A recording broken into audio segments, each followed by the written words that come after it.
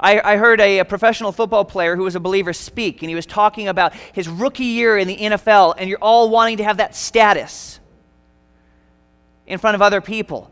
And he's blocking this guy on the punt return team, and he said, I am just owning him that day.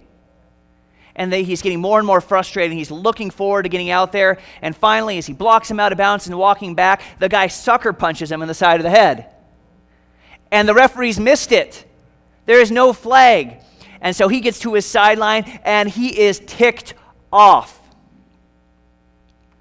And he is ranting and going up and down the sideline and hoping when his offense gets out there, they are 3 and out because he cannot wait to pay back what is owed him to this other person. It's like, oh, when I get back in there, I am taking him out. Vengeance is mine. It is going down. And all of a sudden, he hears this quiet little voice of another believer on the team. Actually, first he said, he had no right to do that.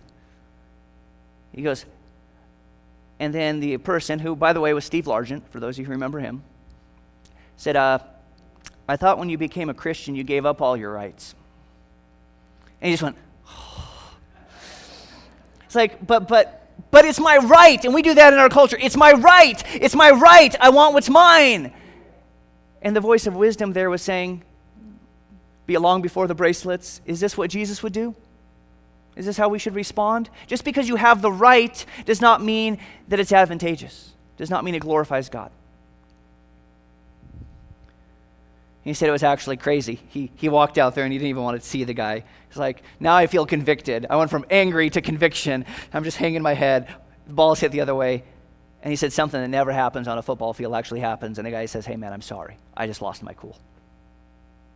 He did the correct thing, and he actually got to hear an apology. So many times we want to demand our rights, and we don't get to see the blessing that God has.